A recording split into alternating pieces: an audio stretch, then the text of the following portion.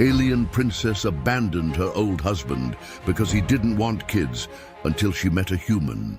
The lush canopy of Vetra 9's remote jungle rose like a living cathedral.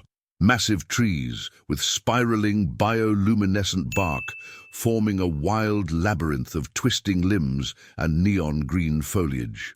Towering vines wrapped around ancient trunks, their leaves shimmering with gold flecks that flickered in the warm glow of two suns overhead. The dense air felt almost liquid, throbbing with the pulse of hidden creatures and the distant warble of exotic birds. A low, droning hum of alien insects formed a continuous backdrop, occasionally punctuated by the sudden rustle of scaled beasts slithering through underbrush. High up, a roiling layer of magnetic storm clouds arced with lightning, proof of the planet's volatile electromagnetic atmosphere. It was here, in this primal and perilous realm, that Jason Holt first laid eyes on Princess Avel'na Vys'kaar. Jason stood at the foot of a massive root structure, carefully adjusting the rangefinder on the side of his battered helmet. He was tall, maybe 6 feet and an inch, with short, dark brown hair clumped by humidity, droplets of sweat rolling down his temples. A faint scar cut across his left eyebrow, a subtle reminder of a past injury, and his face carried a look of determined focus. Heterochromatic eyes, one a cool, steely blue, the other a deep forest green, surveyed the terrain. He kept rolling a small, smooth stone between his fingers. It was an odd habit he had acquired after his brother's death. He found the repetitive motion calming in moments of tension. His body was lean and hard from years of training and survival, and his uniform, a lightweight but protective ex-military jumpsuit with reinforced plating, was spattered with mud and streaked with jungle debris. He had been sent here as part of a private contract, an assignment calling on his background as an ace pilot and planetary surveyor. Vetra 9 was known for its lethal environment and formidable storms, but also for harboring a crucial resource called Zellerin, a chemical compound essential to stabilizing interstellar warp gates. Harvesting Zellerin was complicated, and the faction that controlled it could influence trade routes across the entire sector. Jason's mission was to secure safe extraction processes and then escort the resource out of the jungle. Yet the corporate heads had conveniently neglected to mention one detail. A rogue mercenary faction had established a base in the area, quietly sabotaging the operation. Jason had discovered this threat the hard way, dodging sniper fire just 2 days ago. He exhaled slowly, recalling that moment of near disaster when a plasma bolt sizzled past him and left a smoldering hole in a nearby trunk. In the aftermath, he'd taken shelter in a small ravine, uncertain just how deep the mercenary infiltration ran. The conflict was bigger than he had been told, but he couldn't simply bail out and cut ties. Despite his reservations and the distant pang of guilt that clung to him, reminding him of the mission with his brother that had gone so catastrophically wrong, he was here, determined to see the job through without losing more innocent lives. He was used to solitude, used to forging on alone. It was what he did best, a stoic survival tactic he had perfected ever since that rescue mission failed and cost him the only family he had left. He circled around a cluster of carnivorous plants, tall, pulsating pods that seemed to react to motion. Their rubbery petals twitched in his peripheral vision, hungry for any living creature that wandered too close. Carefully he steadied himself, adjusting the rangefinder again, scanning for movement. Then he heard a shrill cry like metal scraping on metal, followed by the distinct echo of twisting ship hulls. It came from somewhere behind a curtain of drooping vines that gave off a faint luminescent glow. Instantly alert, Jason moved toward the sound, weaving through tangled ferns and stepping over gnarled roots. He emerged into a small clearing where shards of twisted metal protruded from the earth. A slender vessel had crashed and partially buried itself in the soil. It still hissed with steam, and the outer hull flickered with short-circuiting lights. Jason approached cautiously, unsure if this was another mercenary craft or perhaps a corporate ally. Then he saw her. Princess Avel'na Vys'kaar was half collapsed at the foot of the wreck, leaning against a piece of the hull that had snapped clean off. Her skin, an iridescent pale lavender with gold luminescent lines tracing her arms and collarbone, was dusted with ash and battered from the crash. Her long, dark violet hair tumbled around her shoulders, silver streaks catching the strange jungle light in a mesmerizing sheen. She had high cheekbones, elegantly angled features, and her eyes were black, swirling with galaxies of purple and amber. Over her temples, faint tribal markings glowed softly whenever she inhaled, evidence of her unique heritage. Jason paused, his heart jolting with both caution and concern. She looked injured and exhausted, but still regal. She wore an ornate but practical bodysuit adorned with crest-like patterns and sealed compartments that presumably carried important diplomatic data or technology. Though she was injured, her posture spoke of someone who would not be trifled with. She was no mere bystander. She radiated a kind of quiet strength. The large piece of hull pinned her left leg, and she was trying, and failing, to lift it off. Jason studied her for a moment, half expecting an ambush, but saw no immediate threat. Slowly he slipped the small stone back into a hidden pocket. In a careful approach, he knelt beside her, placing a hand on the twisted metal. "Let me help." The words came out gruffly, and he braced himself for any sign of hostility. Instead, the alien woman locked eyes with him. For an instant, a spark of recognition, of relief, lit up in her swirling gaze. She nodded, a slight dip of her chin that conveyed both gratitude and regal acceptance. He used every bit of muscle he had to shift the metal shard, grunting with the effort. It budged slowly, dragging across the ground. She assisted by pressing against the hull from underneath, revealing toned arms that shimmered with those golden lines. At last, the debris tilted just enough for her to pull her leg free. Jason quickly inspected her for wounds. The suit around her calf was ripped, and a dark bruise with faintly glowing edges suggested some sort of internal injury unique to her species. She flexed her leg and winced. "Thank you," she said softly, tapping her fingers in a light pattern on the hull. Jason realized those taps formed a slow, deliberate rhythm. He wondered if it was out of pain, or perhaps it was some kind of comforting ritual. Her voice was accented but melodious, carrying a hint of command. Before he could respond, she tried to stand and nearly lost her balance. He steadied her. "Easy," he said. "I'm Jason Holt. You're not from around here, are you?" She gave him a wry look, part gratitude, part exasperation. "I am Princess Avel'na Vys'kaar of the House Vys'kaar, emissary to the Star Clan alliances in the Triumvirate. My ship must have crashed due to the storm, or sabotage." She furrowed her brow and glanced around, quickly taking in the jungle. "Where are the rest of my attendants?" He looked around, seeing only the wreckage. "No sign of them," he said. "If they ejected, they might be scattered. And if you're unlucky, the mercenaries got to them first." He saw confusion wash over her expression. "Mercenaries," he repeated. "They're running rampant on this planet. We have to move. Too many eyes and ears out here." She pressed her lips together, a mixture of fear and resolve flickering in her cosmic eyes. Then she set her jaw. "Lead the way," she said. "I fear we may have common cause. There is something far larger at stake than my own safety." Jason felt the faint stir of something unexpected, a ripple of concern, a protective instinct he had tried to shut down after losing his brother. He didn't have time for attachments, he told himself, but the urgency in her tone, combined with the limp she was trying to disguise, triggered a deep-seated need to help. He gave her a firm nod, then reached out, letting her drape an arm around his shoulder for support. They moved away from the crash site, stepping carefully through the dense undergrowth until the battered craft disappeared behind layers of shimmering leaves. As they walked, The environment felt suffocating, thick vines drooping overhead, alien spores floating around them. Avel'na coughed softly when she inhaled too many spores at once, and Jason offered her a small filtration mask from his belt. She accepted, adjusting it over her delicate face, tapping her fingers in that same rhythmic sequence that seemed to calm her.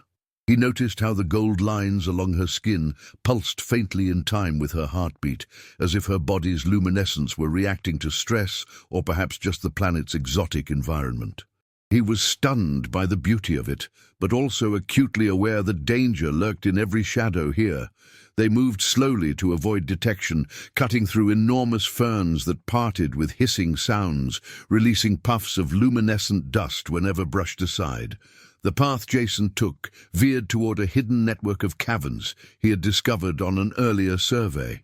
Those caves, though not entirely safe, offered some protection from the scouring mercenary patrols and the punishing electromagnetic storms that periodically lashed the surface. As they approached, the sky began to darken, arcs of electric blue lightning crossing the heavens in a mesmerizing but menacing display. The atmosphere crackled with energy, raising the hairs on Jason's arms. When they reached the mouth of the cavern, they found a shallow pool formed by dripping stalactites overhead. The water glowed with phosphorescent algae, casting flickering reflections on the smooth, dark walls.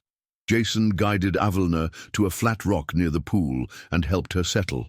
Her face was etched with pain, but she kept her gaze steady. He rummaged through a compact survival kit, retrieving a small medical device that used localized pulses to stabilize injuries. He knelt beside her and gingerly peeled back the torn fabric around her calf. The bruise was even more unsettling up close, dark purple, threaded with shifting golden lines that pulsed in time with her heartbeat. Her skin was slightly warmer than a human's, the texture soft, yet resilient. The device hummed as it scanned, blinking red a few times before shifting to green. Jason pressed it against her leg, feeling the gentle vibrations as it began to treat the injury. She inhaled sharply, her fingers tapping a faster rhythm on the stone beneath her, then exhaled in a long breath. He tried to maintain clinical detachment, yet he couldn't help but be struck by her presence. She wasn't just another injured pilot. She was a princess, evidently an important figure. She had a bearing of authority, yet also an air of vulnerability that she seemed to fight against. It stirred a memory within him of how fragile life could be, how quickly everything could be snatched away. He pushed the thought aside, focusing on the treatment. Eventually the bruising's ominous glow began to recede, though it didn't vanish entirely. The device beeped, signaling its final pass. Jason carefully drew away. "That should stabilize it at least," he said, looking up at her. She'd been watching him intently, her swirling eyes revealing a grateful softness. "Thank you, Jason Holt," she said, her voice quieter now. "I don't know that I would have escaped the crash had you not found me." Her hand brushed lightly against his, an unexpected contact that made him pause. "You said there are mercenaries?" He nodded, focusing on the immediate danger, ignoring the slight jolt he felt at her touch. "They're led by a rogue group who want to control the Zellerin extraction points. Real dangerous sorts, lots of stolen tech, even rumored cloaking devices. We need to keep a low profile." She closed her eyes momentarily, swallowing. "You should know something. My presence here is not accidental. I came as an emissary to mediate negotiations for a safe extraction of Zellerin. My own star clan depends on stable trade routes, but there are those who wish to disrupt these negotiations, and I suspect they sabotaged my ship." She paused, pursing her lips. "Or perhaps they bribed my pilot. I'm not certain." Jason sighed. "Great. Just when I thought this job couldn't get any more complicated." He moved to check the entrance of the cave, scanning for signs of pursuit. Finding none, he returned to her. "For now, we lay low until the storm passes. Then we can decide what to do next." She dipped her head. "You have my gratitude, and my alliance, if that's something you'll accept. I'm quite aware that humans can be proud and wary. Pride isn't our issue. My last job went south, and I lost." He trailed off, feeling the old pain resurface. She watched him, her gaze gentle. "Let's just say I don't intend to lose more people under my watch. If you're in danger, I can't just ignore that." She looked as though she wanted to press for details about his past, but she held back. Instead, she nodded in understanding. "Then let's help each other, for as long as we can." He leaned back against the cave wall, exhaling. The swirling shadows cast by the phosphorescent pool danced around them, painting fleeting shapes on the rock. He felt a slight shift in the air, an awareness that something intangible had sparked between them, a hint of trust, or maybe the beginnings of a bond forged in adversity. For a moment they simply listened to the dripping of water and the distant rumble of thunder outside. He eventually dozed off, waking periodically to check the mouth of the cave and ensure they remained safe. Each time, he found Avel'na either resting with her eyes closed or quietly tapping her fingertips in that melodic pattern. He wondered if it was a lullaby of sorts. In the quiet intervals, something about that gentle, rhythmic tapping lulled him too, reminding him that in a place as hostile as Vetra 9, a single ally could be the difference between life and death. When the twin suns rose again, painting the cave entrance with a pale gold light, Jason carefully scouted outside. The storm had shifted to the north, where crackling lightning still lit the horizon, but their immediate vicinity was clear. He returned and found Avel'na stretching her leg. She winced a bit, but seemed relieved the device had helped. Though her movements were still slow, she insisted she could walk. They ventured back into the jungle, aiming to find a vantage point from which to locate the nearest Allied outpost, or at least a safe zone to call for reinforcements. Along the way, they had to pass a wide clearing ringed by carnivorous flora. The plants had tall, tube-like stalks with fibrous leaves that fluttered in the slightest breeze. Jason indicated for her to stay quiet, reminding her that these plants could sense vibration and heat. One misstep, and they'd be under attack by barbed tendrils. Carefully, he placed a hand on Avel'na's arm, guiding her steps as they moved between the plants. Each second felt like an hour, and her breath grew shallow, but they managed to cross without triggering an assault. Past the clearing, they encountered an area thick with giant pods, their surfaces pulsating with luminous lumps. Avel'na stilled, her swirling eyes widening. "I've studied these," she whispered. "They're known to release spores that can scramble certain neural patterns. They'll heighten emotional and physical responses in humans. We must move carefully or risk inhaling them." He stiffened. "Let's hold our breath and move quick." But the jungle had other plans. A gust of wind, conjured by the planet's erratic weather, swept over them, carrying a spray of spore dust. The sudden wave was impossible to avoid. Jason coughed, feeling a prickly heat spread through his chest, up his neck, into his head. Avel'na blinked hard, her luminous markings flickering erratically as she inhaled some of the spores. A wave of dizziness struck them both. The environment shifted from sharp clarity to a disorienting haze. Jason's mind spun with half-formed images of the past, his brother's face, the final moment when he had slipped from Jason's grasp during that disastrous rescue. Pain coursed through him, as if the memory was fresh, yet there was also a surging warmth that made him hyper-aware of Avel'na's presence, of her graceful form beside him, and the brush of her skin against his. She inhaled, pressing a hand to her head, her own tribal markings glowing brighter. "Don't fight it too hard," she managed, her voice thick with empathy and alarm. "We just need to reach shelter." He nodded, swallowing against the lump in his throat, and half led, half carried her away from the pod field. Eventually, they found a cluster of broad-leafed plants with thick, fleshy surfaces that seemed to block the swirling spores. Jason set her down, and they both slumped against the wide trunk of one such plant. The dizziness persisted, but they forced themselves to breathe normally, letting the spore dust slowly dissipate. He was acutely aware of her lavender skin pressed against his arm. of the luminescent lines pulsing in tune with her heart, and he realized he could practically feel her heartbeat through his uniform.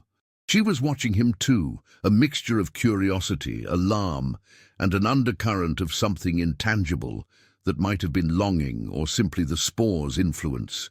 Her breath was shallow, her eyes half-lidded as she fought the strange effects. Avel'na bit her lip. "We must remain calm," she said, though the slight tremor in her voice gave away her own struggle.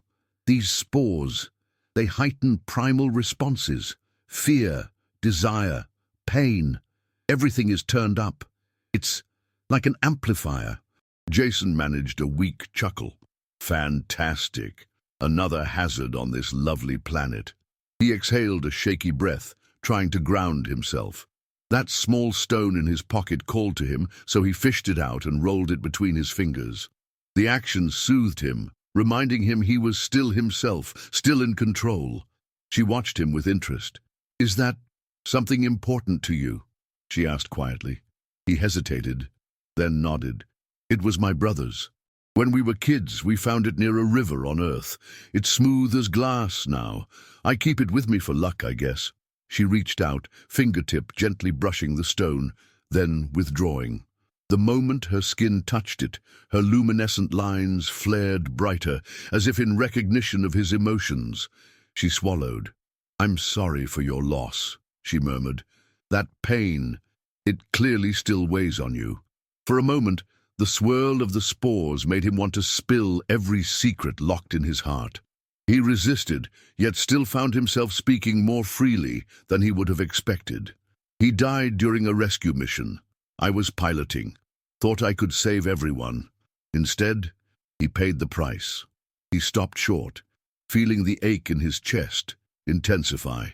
"I've been running from that guilt, from caring about people, because losing them hurts." Her eyes glittered with empathy. "I understand that kind of loneliness," she said. "I was married once, arranged for political reasons. He and I were not strangers, but there was no real love, especially when he made it clear he wanted no heirs, no children.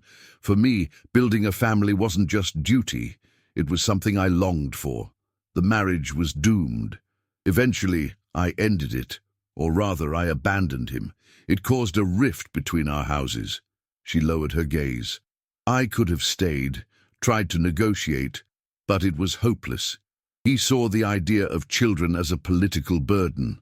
For him, everything was power. I realized I was just a pawn in his plan." Jason studied her face, seeing the vulnerability she was trying to hide. Even in the haze of the spores, her pain was genuine. "That's rough," he managed. She nodded. "I wanted something more. I still do. But my duties always come first.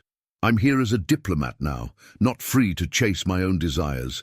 This mission is a chance for me to prove my worth, to show I'm more than just a piece to be moved across the board of alliances. And yet, I'm back in danger again." She laughed humorlessly, tears threatening to form at the corners of her swirling eyes. "Sometimes it feels like I can't break free from that cage." He swallowed, an unexpected sympathy rising in him. "Being caged by what you want to forget, or by what you can't have, it's all the same in the end," he said softly, surprising himself with how exposed the spores made him feel. For a few heartbeats, they just looked at each other. The strange flicker of the planet's light made her golden lines shimmer against her lavender skin, and the swirling galaxies in her eyes deepened. He could sense her closeness as something more than physical. It was an emotional proximity that threatened to draw them together, forging a connection born of hardship and understanding. She reached out tentatively, her slender fingers brushing against his cheek. The gentle spark of that contact was undeniable, a mutual awareness that they were no longer just two strangers surviving. Some fragile, budding bond was forming. He let his hand rest over hers, feeling a slight tremor course through him. Then, with a ragged breath, he pulled away. "We should get moving soon," he said, knowing that if he stayed like that, the lines between duty and desire might blur beyond repair. The spore's sensations were already dangerously potent, intensifying everything he felt. Another minute, and he might not have the will to resist the pull toward something deeper. She withdrew her hand, exhaling slowly. Yes, of course. They took a moment to collect themselves, splashing some water from a canteen onto their faces to clear the lingering dizziness. The spore haze lingered in their blood, but the immediate effects began to subside. They rose to their feet, determined to move on before any mercenaries discovered their location, or the spore field decided to unleash another cloud. Jason led them deeper into the jungle, pushing aside large fronds, occasionally pausing to check a portable scanner. His plan was to head toward a series of ridges where he believed a small corporate outpost might be located, but the device's readouts kept glitching, likely due to the planet's electromagnetic interference. By mid-afternoon, they found themselves at the base of a towering cliff draped in vines. High above, jagged rock formations jutted out like broken teeth. "There's a vantage point up there," Jason said, shielding his eyes from a sudden shaft of bright sunlight that pierced the canopy. "If we climb, we can see for miles, maybe spot the outpost, or at least get a sense of where the mercenaries are." Avel'na nodded, gingerly testing her injured leg. Though it still appeared bruised, the alien medical device had done wonders. She seemed capable of climbing. Together they began their ascent, using thick vines as ropes. Occasionally a vine would tremble ominously, and they'd freeze, cautious of hidden predators. Step by step they scaled the cliff face, eventually emerging onto a narrow ledge. From this vantage point, the jungle spread out below them, a sea of glowing greens, shimmering gold leaves, and twisting, towering trunks. Far in the distance, the electromagnetic storm raged on, its lightning crackling across the darkening sky. But more concerning than the storm was the faint haze of black smoke rising from a point near the horizon. Through the magnification of his rangefinder, Jason could make out the shape of a mercenary encampment, complete with turret emplacements and a landing pad large enough for several small ships. He could almost see a flicker of advanced cloaking fields they were experimenting with. "Looks like they're well armed," Jason muttered, "and they have at least 2 vessels on standby. That's going to complicate things." He scanned more territory, hoping to catch a glimpse of the corporate outpost or Avel'na's missing attendants. Eventually, he spotted a battered set of prefab structures about 5 clicks north of the mercenary base. That might be the outpost, though it's not showing any signs of activity. Either it's abandoned or they're in lockdown. She frowned, her tribal markings shining faintly. "We have to make contact with them, warn them about the mercenaries, and figure out a plan to salvage peace negotiations, or at least prevent a bloodbath. My house was relying on this Zellerin trade to maintain stable warp routes. If the mercenaries seize control, it could set the galaxy's commercial routes into turmoil."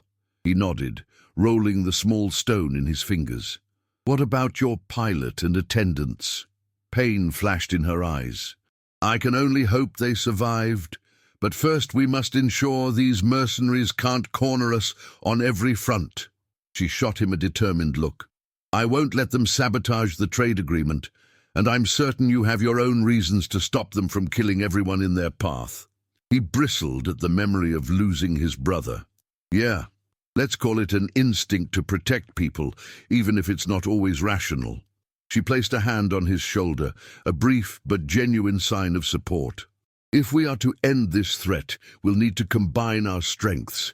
I'm a trained diplomat and linguist. I know how these factions think, and I can speak to them, possibly turn some to our cause or negotiate a ceasefire. But I can't do it alone. That's where your expertise comes in. Piloting, infiltration, and, if need be, combat." Jason nodded, surprised at how matter-of-fact she was about their complementary roles. He remembered a time when he served in a unit that thrived on synergy, where each member's strengths meshed perfectly. He felt the stir of that old camaraderie, now aimed at an alien princess he had only just met. Yet it felt oddly right. They decided their next move, navigate the ridges to approach the outpost from a safe angle, attempt to re-establish comms, and see if any friendlies were alive inside. With any luck, the outpost would still have a functioning short-range transmitter they could use to broadcast a wider plea for help, or at least to confirm the mercenaries' plans. Once that was done, Avel'na could decide how best to approach formal negotiations, if negotiations were even still possible.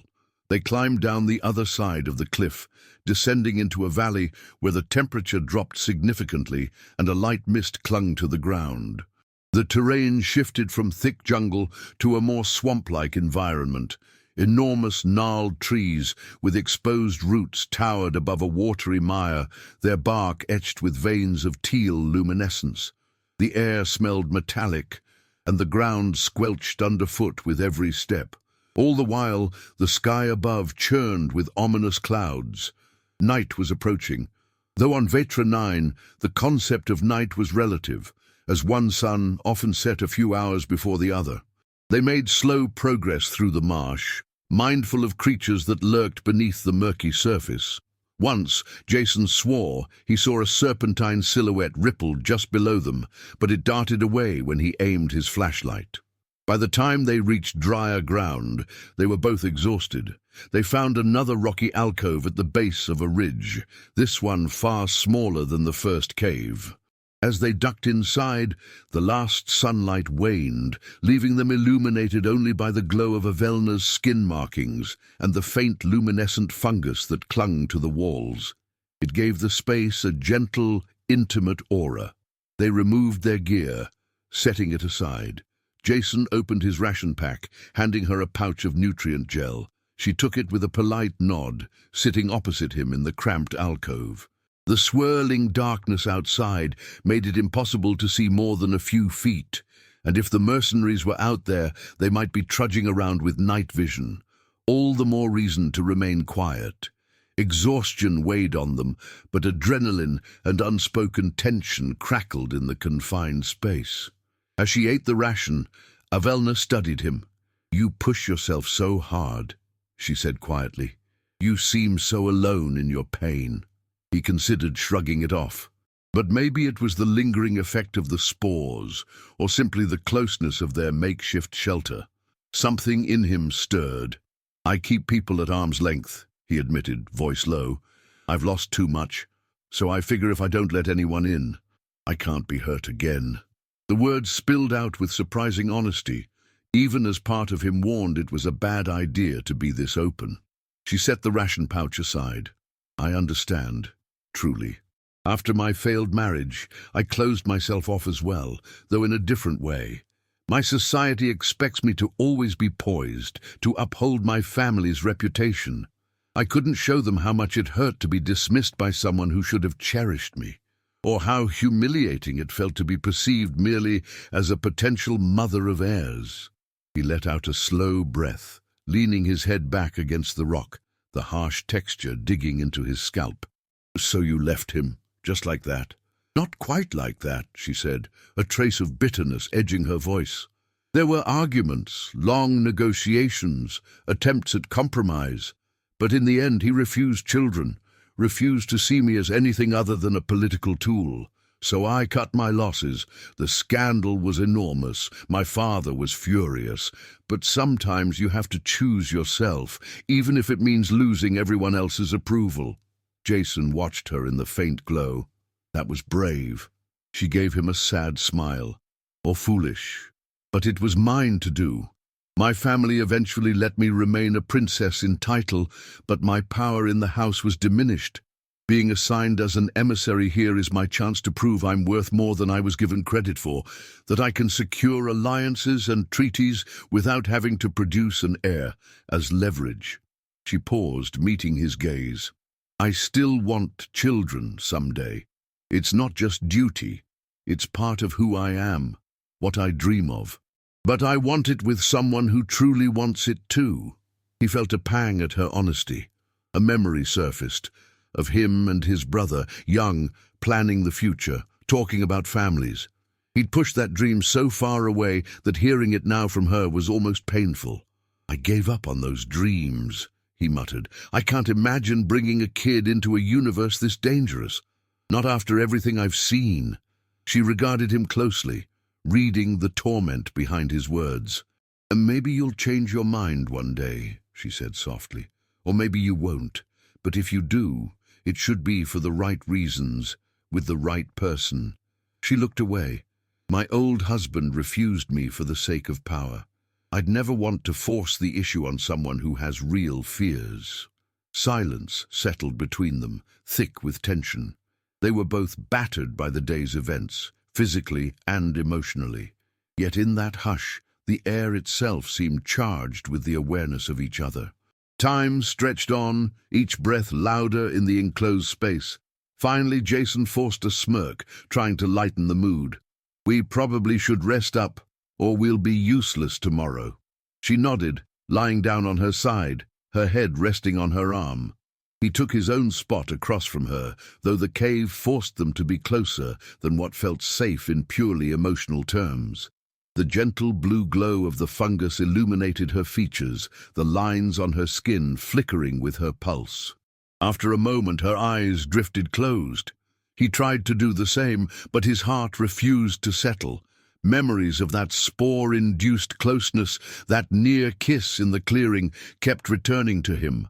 Something about her quiet strength, her vulnerability, and her regal bearing created a maelstrom of fascination in him. But he'd learned long ago that caring leads to pain. Restless, he closed his eyes, but it was some time before the exhaustion finally dragged him into sleep.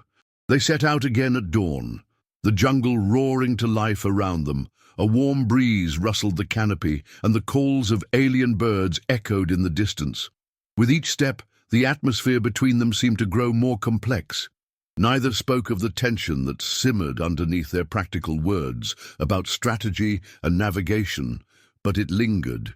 They were forging a bond, albeit an unspoken one, rooted in survival, empathy, and an undeniable attraction that neither seemed ready to fully confront. As midday approached, they climbed a final ridge and found themselves staring down at the prefab outpost.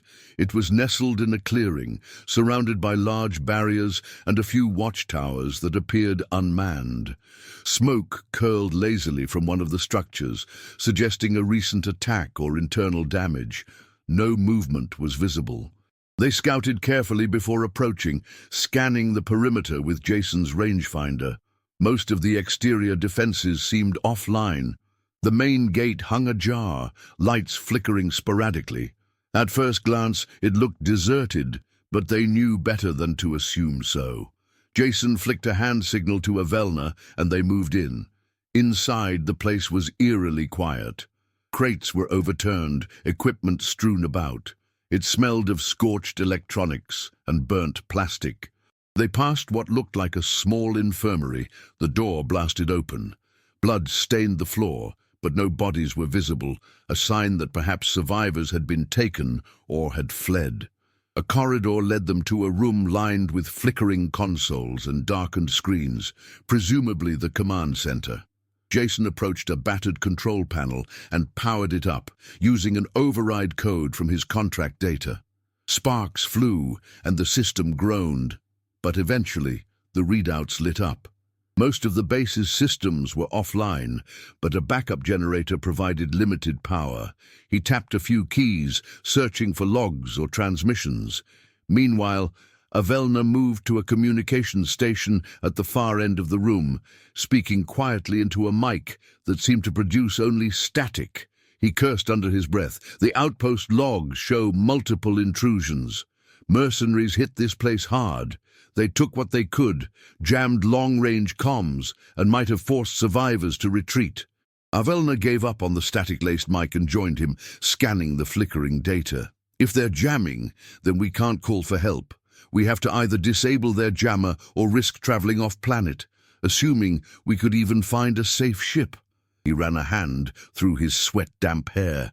"There's a note here about an infiltration route, something about an old pipeline that runs toward the southwestern quadrant near the Zellerin extraction site. That might lead us right into their base, or at least close enough to sabotage their comms." Avel'na's eyes narrowed. That's risky. We'd be walking into the heart of the mercenaries' territory. Jason nodded. Yeah, but it might be our best shot at crippling their operation and letting you resume diplomatic measures. At least then we'd have a chance of calling in reinforcements. He studied her expression, seeing the conflict there. She was a diplomat, used to forging peace through negotiation, not infiltration. Yet he also sensed she was no stranger to risk. Before she could answer, a faint noise outside made them freeze. Heavy footsteps approached. Jason quickly signaled for her to hide behind a console, while he took cover behind the half-open door. A harsh voice echoed in the corridor, speaking in a language he didn't recognize, though it sounded vaguely like a variant of Galactic Standard. A second voice responded, this time in a clearer tone. We check command center, then move on. They might have come here. Jason glanced at Avel'na. She caught his eye, that cosmic swirl of color intensifying with alarm. She mouthed, Mercenaries! He nodded, silently drawing his sidearm. He'd prefer not to kill if he could help it, but given these were the same people wreaking havoc on the planet, he wouldn't hesitate if they posed a direct threat. He peeked into the hallway. Two figures in dark combat gear advanced cautiously, holding plasma rifles. Their helmets glowed with advanced HUD displays, scanning for heat signatures or movement. He pulled back, heart pounding. If they had that sort of scanning tech, it was only a matter of time before the mercenaries picked them up. Across the command center, Avel'na seemed to reach a similar conclusion. She removed a small device from a pouch on her belt, a personal cloaking emitter by the looks of it. She flipped a switch, and a transparent shimmer enveloped her, though not fully. The device was damaged in the crash, so the shimmer flickered in and out, barely concealing her. It might buy them a few seconds, but not more. With a careful breath, Jason darted back behind the console, pressing against the metal, feeling it dig into his spine. The footsteps drew closer. He risked a quick glance. One mercenary stepped into the room, scanning with the rifle's muzzle. The second hovered by the door. The flickering overhead lights cast harsh shadows, making everything look surreal. The lead mercenary spotted movement, perhaps a glint from Jason's sidearm. Immediately, the mercenary raised the rifle and squeezed the trigger. A burst of plasma fire seared across the room, hitting the console Jason was hiding behind. Sparks rained down, the screen shattering. He sprang into action, pivoting around the corner and firing back. His first shot caught the mercenary's shoulder, spinning him sideways. The second mercenary cursed and returned fire, forcing Jason to duck. Avel'na, half-cloaked, edged along the far wall. She emerged from the flickering shimmer just behind the wounded mercenary, drawing a small, ornate pistol from her belt. Pressing it against the gap in the armor near his collar, she fired a short, focused energy beam that dropped him instantly. The second mercenary whirled, enraged, but Jason took advantage of the distraction, shooting him in the thigh. He collapsed with a cry of pain, his rifle clattering on the floor. Silence fell. Sparks from the damaged console crackled, and the overhead lights flickered.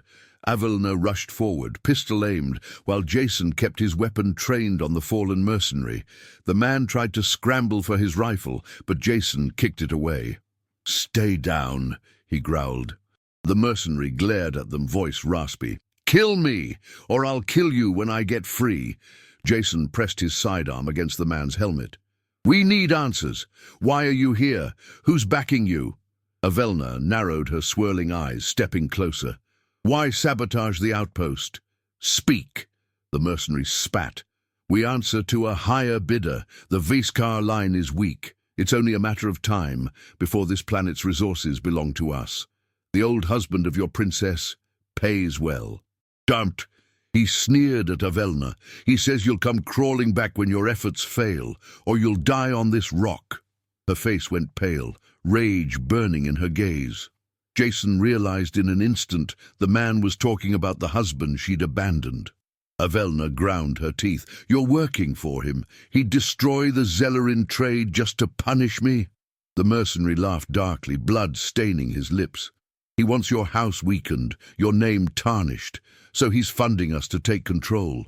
Soon all will see how pathetic the Vys'kaar line is without a proper alliance. Disgust twisted Jason's gut. So this was personal.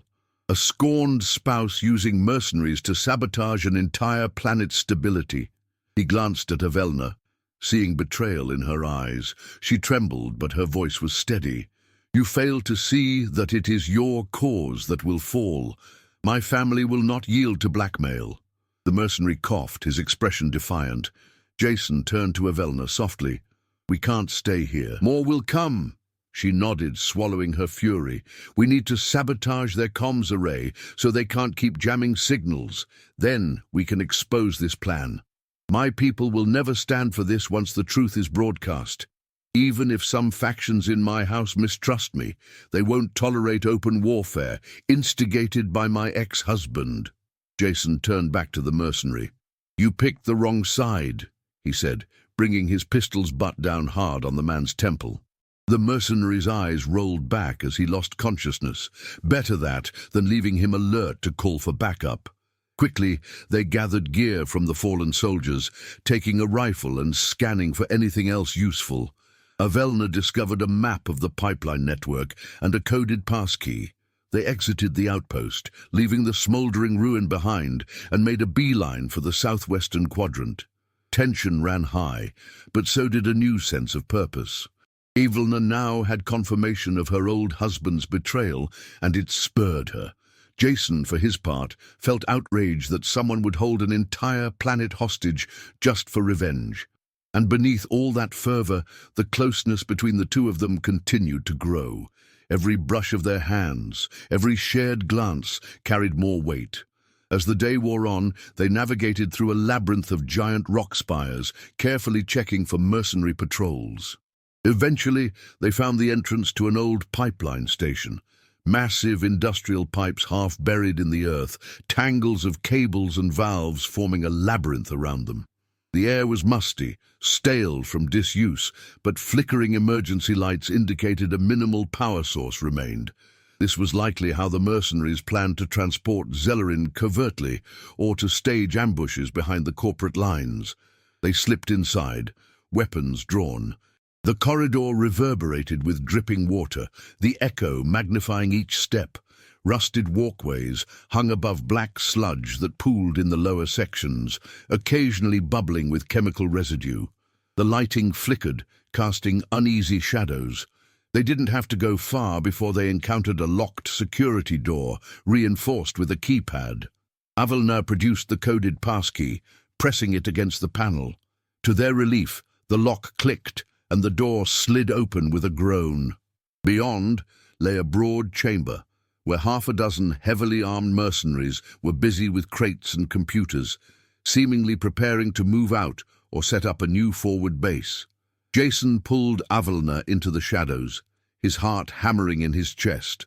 They exchanged a silent look. There were too many to take on directly, but beyond the chamber on the far wall, a large antenna array was partially erected, cables snaking along the floor, leading to an advanced communications hub.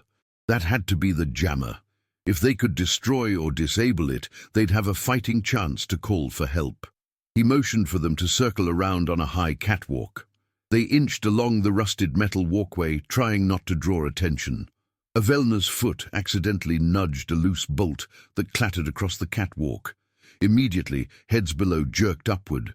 She winced, flattening herself against the railing. A tense moment passed, the mercenaries scanning the area with suspicious glares. After a beat, they returned to their tasks, muttering curses about incompetent security. They continued stealthily until they reached the far side of the chamber. From this vantage, they could see the communications console. A large, rotating dish was pointed upward through a grated opening in the ceiling, presumably giving the mercenaries direct access to orbiting satellites. If Jason could just get to that console, he could plant an EMP charge or rewire the system to self-destruct. But they had to draw the mercenaries away first. Avel'na tapped him on the shoulder, pointing to a cluster of crates in the opposite corner. One of the crates was labeled volatile. If shot, it might create the distraction they needed. Jason nodded. Carefully, he readied the rifle he'd taken from the unconscious mercenary. His breath came slow, steady. He aimed at the crate, calculating the shot. Avel'na prepared herself to race toward the console the moment the diversion started. The shot rang out. A searing bolt of plasma struck the crate, detonating it in a spray of sparks and flying debris. The chamber erupted in chaos, mercenaries shouting in alarm, some diving for cover, others firing wildly. Jason fired a second shot, hitting another crate and causing a chain reaction of smaller explosions. Thick smoke billowed into the air, obscuring vision. Avel'na sprinted across the catwalk, descending a rusted ladder to the console station. Jason kept the mercenaries busy by firing sporadic shots through the haze, drawing their return fire. Plasma bolts hissed past him, pinging off metal supports. The catwalk shook beneath him, threatening to collapse under the barrage. He gritted his teeth, continuing the onslaught to provide cover. At the console, Avel'na's fingers danced over alien keys. She had an innate understanding of advanced tech, honed from her diplomatic and linguistic training. She manipulated circuits, bypassing the jamming software, reversing polarity on the data feeds. A display beeped, and she saw an option to overload the system. Meanwhile, two mercenaries had spotted her silhouette through the smoke and rushed her position. Jason cursed under his breath, sliding down a support beam to land on the floor with a jarring thud. He fired at the pair, hitting one center mass. The second dodged behind a pillar. The entire chamber reverberated with the thunderous noise of blasts and shouts. Avel'na typed frantically. The console's lights turned red, a series of error messages flashing. "Just a few seconds more," she murmured, ignoring the whine of warning sirens. The second mercenary emerged from behind the pillar, taking aim at her back. Jason lunged from the side, tackling the mercenary to the ground. The rifle skittered across the floor, clanging against metal. They grappled, exchanging blows, the mercenary's armor deflecting some of Jason's strikes. A sharp jab to Jason's ribs knocked the wind out of him. "Got it!" Avel'na shouted. She slammed a final key, setting the system to a cascading meltdown. The communications dish began to spark violently, spinning out of control. A pulse of electromagnetic energy rippled through the air, shorting out lights and electronics. The mercenaries howled in frustration as their weapons flickered. The jamming device was effectively destroyed. Jason, locked in hand-to-hand combat, felt the mercenary stiffen in alarm as all gear went haywire. Taking advantage of the distraction, Jason landed a solid blow to the mercenary's helmet, disorienting him. He sprang back, raising his sidearm and firing once. The mercenary collapsed. Smoke and sparks rained down from overhead cables.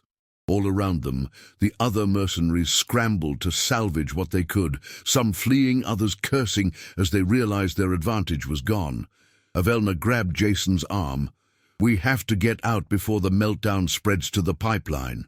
They sprinted through the chaos, weaving between burning crates and short-circuiting machinery. The chamber was fast becoming a death trap. A final explosion erupted behind them, blowing out a wall and letting in a rush of stinging wind. They ducked through the jagged opening, emerging into a side tunnel. From there, they followed the flickering emergency lights, stumbling over debris until they finally burst into daylight outside the pipeline station. The day's brightness was disorienting after the smoky darkness inside. A scalding wind swept across the clearing, carrying the stench of burnt metal. They collapsed on a patch of moss, breathing heavily. Somewhere in the distance, more explosions rumbled, signaling the chain reaction continuing within the station. Regaining composure, Jason fumbled at his belt, retrieving a portable comm device.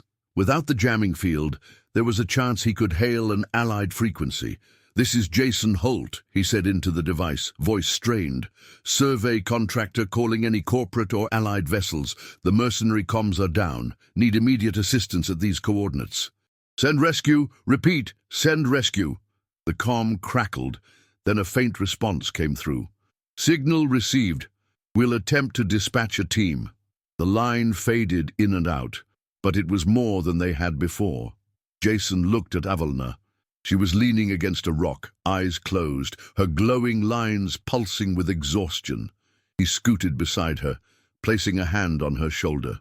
"You okay?" She nodded, swallowing. "Better than I'd be if we hadn't made it out. We did it. We've stopped their jamming, and we can broadcast the truth about who's behind this. My ex-husband's plan is unraveling." She opened her eyes, meeting his gaze. "Thank you, Jason." He brushed dust off her cheek. "We did it together," he said softly. "You used your skills on that console. I just provided the distraction."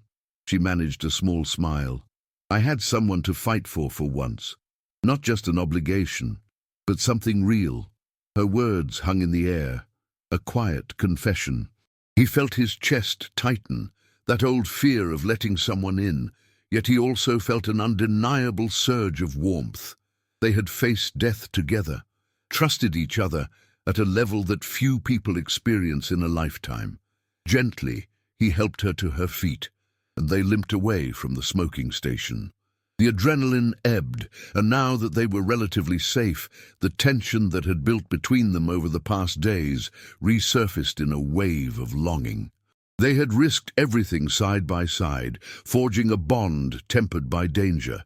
The terrain ahead was calmer, a small valley with rolling hills and patches of alien wildflowers that shimmered in pastel colors.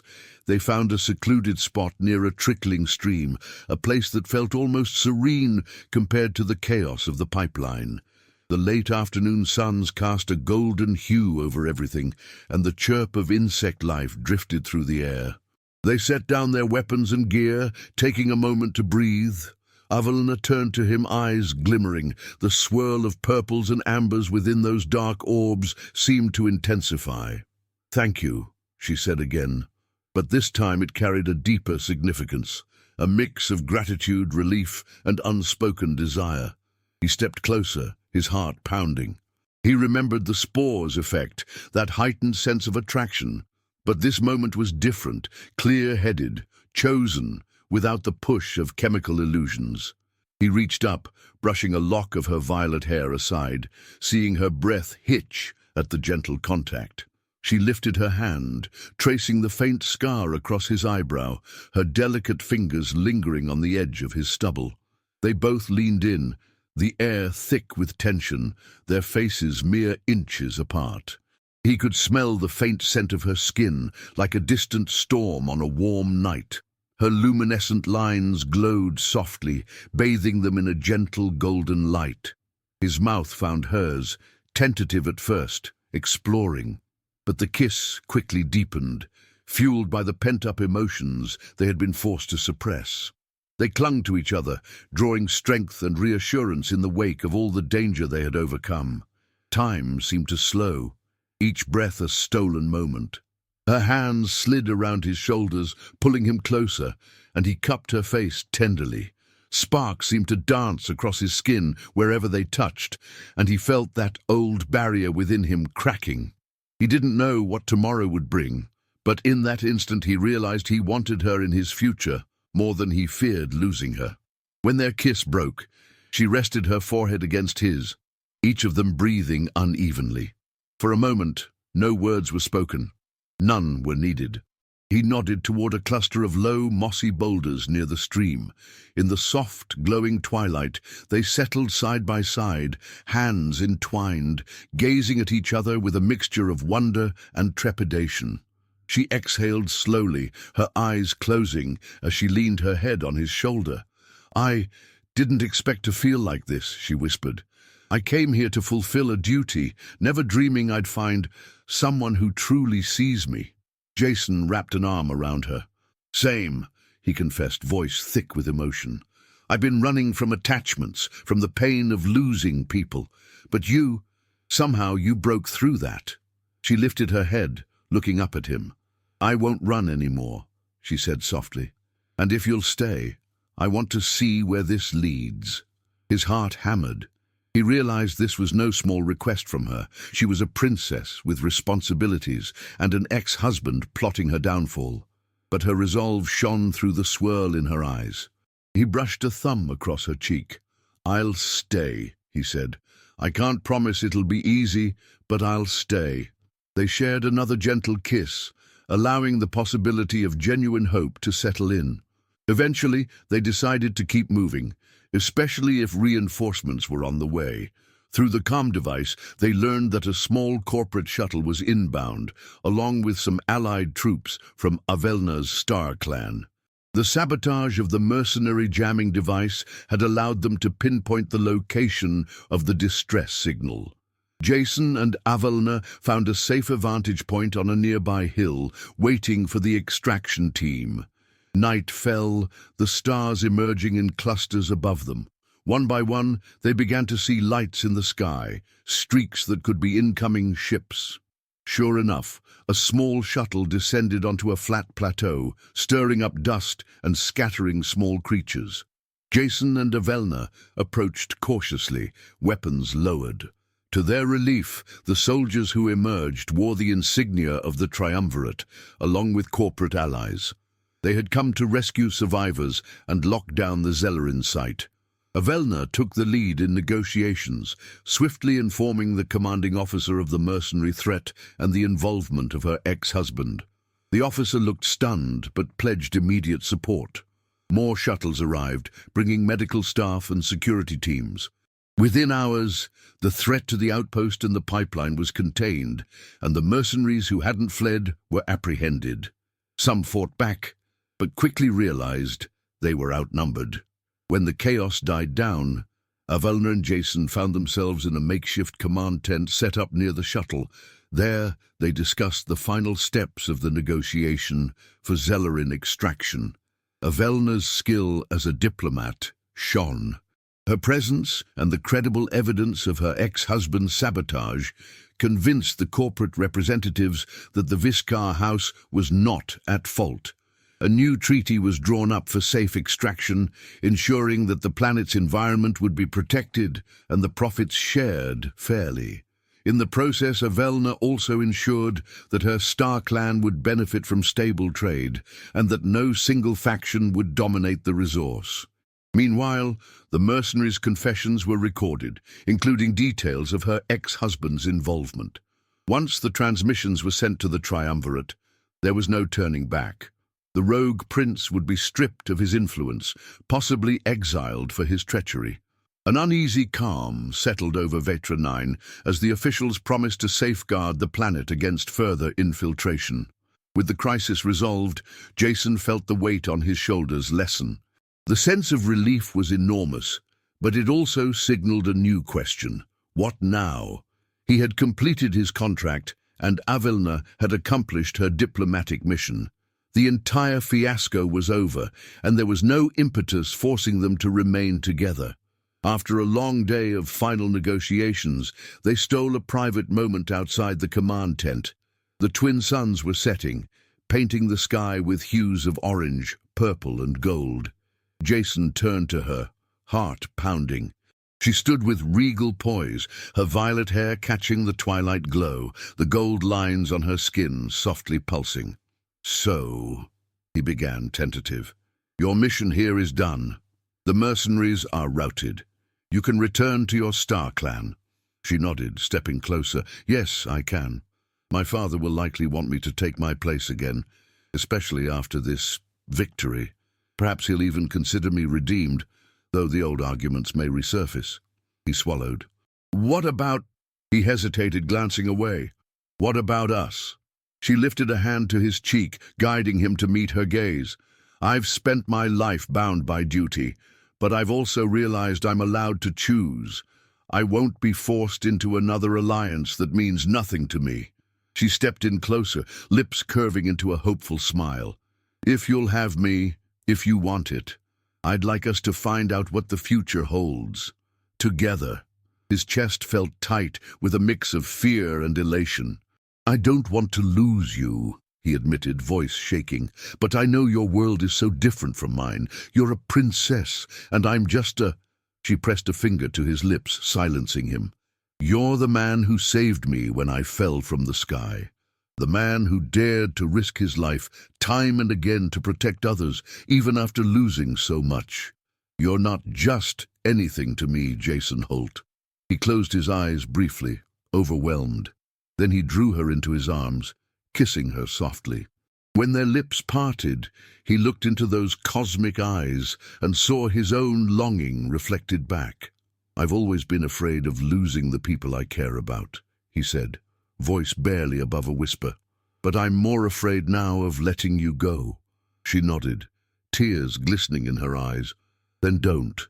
From that moment, the decision felt natural.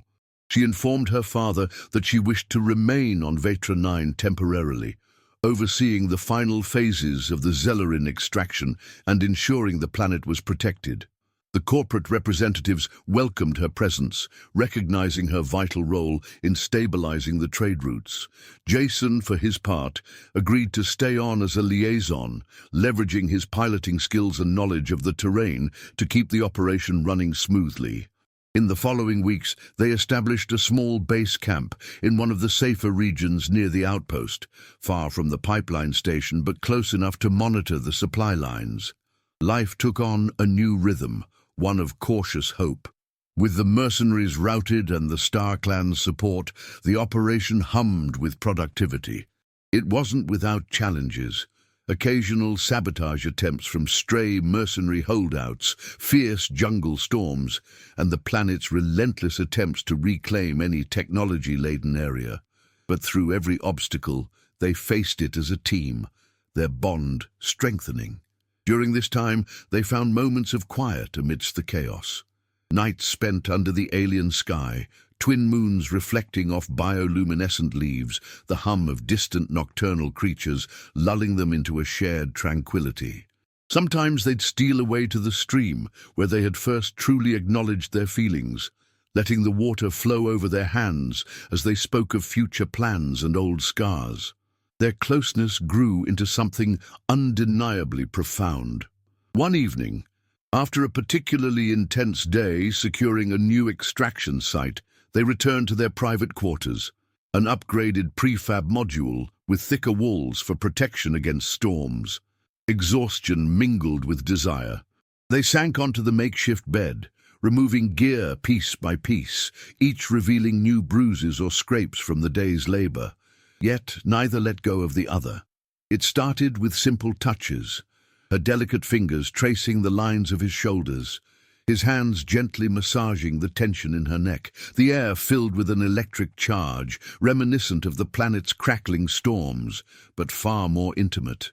Avel'na's luminescent markings flared softly as Jason's lips found hers.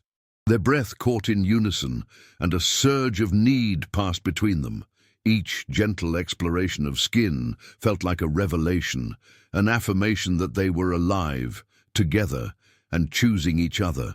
The world outside blurred, leaving only the sensations of warmth, the press of bodies, and the shared heartbeat of two souls who had found solace in one another.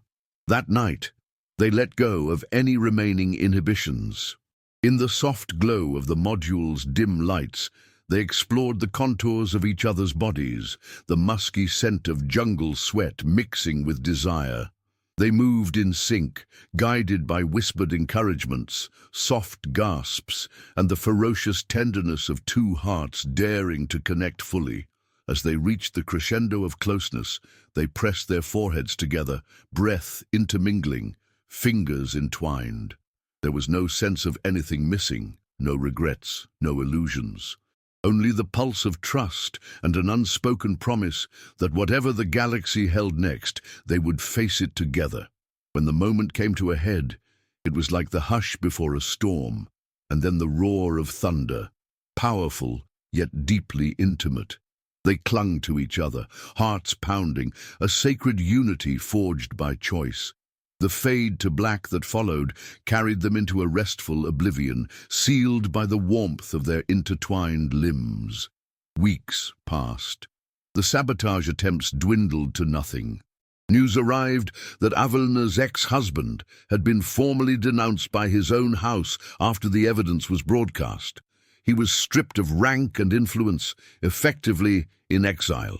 The threat to her name was over. The triumvirate recognized her skill in resolving the crisis, and she was offered a position of greater authority. one that would allow her to shape policy and secure peace in other troubled sectors. Yet she found herself torn. Life on Vetra 9, alongside Jason, had become more than a temporary mission. It felt like home in a way her royal palace never had. Still, she knew she could not ignore her people if they truly needed her. Jason, noticing her worry, took her aside one afternoon while they strolled near the stream. The air was sweet with the scent of flowering vines. "I can see you're conflicted," he said gently, squeezing her hand. "Don't ever think I'm trying to keep you from your destiny." She stopped, turning to face him. Her eyes shone with affection. "You are my destiny, but I also have responsibilities. Perhaps it's time to redefine what my service to my people looks like." He smiled softly, brushing a strand of violet hair behind her ear. "If they need you, then go to them. I'll be here, or I'll go with you, if that's what you want. We might find a way to balance both worlds." She considered his words, heart swelling. "I do want that. A family. A real partnership, not forced or demanded by politics. And if my father truly wants me to lead, then he'll accept who I choose to have by my side." She placed a hand on her abdomen, a gesture of hope. "And maybe, soon, there will be more of us to consider." His eyes widened slightly, though a smile touched his lips. "I'd be honored," he said, breath trembling with the weight of such a statement. He found himself surprised that the idea of children no longer filled him with dread. The horrors of the galaxy were still there, but the hope he felt with Avel'na overshadowed them. "We've come a long way, haven't we?" he added quietly. "From strangers running through the jungle to standing here, talking about a future together." She leaned into him, resting her head on his shoulder. The setting suns cast their silhouettes onto the rippling water, two figures standing as one. "I've never felt more certain that this is what I want," she murmured. They made their final decision as the Triumvirate's official vessel arrived to escort them off-world or offer them resources to remain. Avel'na spoke with her father via secure hololink. She expressed her desire to remain on Vetra 9 until the new peace treaties were fully implemented, and then, if the House needed her, she would return. But she made it clear that Jason Holt was her chosen partner, and that any acceptance of further duties would include him by her side. To her relief, her father, deeply moved by the success she had achieved, agreed. Royal lineage aside, it was clear to him that his daughter had grown into a formidable leader who commanded respect from allies and enemies alike. Meanwhile, Jason arranged with the corporate heads to transition from a contract role to a more permanent position, ensuring that Vetra 9's extraction processes remained safe and ethical. He recognized that his old guilt had lessened, replaced by a sense of purpose in building something new, something that didn't revolve around running away from memories of loss. He was forging a path forward, anchored in love and responsibility, rather than regret. As the sun set on the final day of official negotiations, a grand ceremony took place at the newly fortified outpost. Diplomats, corporate representatives, and triumvirate officials attended to commemorate the signing of a lasting accord that would benefit all parties. Avel'na wore a ceremonial robe that highlighted her lavender complexion and golden luminescent lines, while Jason stood at her side in a clean, neatly fitted uniform. They exchanged respectful bows with the dignitaries, but every so often their eyes would meet, and a silent spark of affection passed between them. At last, the day wound down, and only a scattering of lights remained around the camp. Jason and Avel'na slipped away from the formalities, walking hand in hand back into the jungle that had once been so hostile and now felt like a place of rebirth. The canopy shimmered with nocturnal life, and luminous spores drifted gently in the breeze, peaceful rather than threatening this time. They paused at the spot where they had once sheltered, the memory of the spore-induced closeness returning, but now replaced by genuine, chosen intimacy. She leaned into him, pressing her lips to his softly. "We're free," she whispered, "truly free to shape our own future." His arms encircled her waist, pulling her close. "Together," he said, voice barely above a murmur, their foreheads touching. They stayed like that for a long time, wrapped in each other's warmth, the jungle humming a lullaby around them. In that embrace, neither of them felt the old loneliness or fear. There was only the sense of shared purpose and a mutual promise that transcended words. When they finally parted, they walked back toward their new home, fingers interlinked. The future was clear. They would remain on Vetra 9 for as long as it served them and the people who depended on them, then travel to her star clan to continue forging ties. Their bond was sealed by trust, respect, and a love that had bloomed against all odds in the heart of a savage world. No longer did Avel'na feel defined by an old marriage that had failed to honor her dreams. No longer did Jason feel trapped by the haunting memory of losing his brother. Together, they stood on the threshold of a new life, determined to face whatever the galaxy hurled at them, with courage, unity, and passion. As they crossed the clearing, the night sky opened above them, revealing countless stars, among them the promise of a bright tomorrow that they would craft hand in hand.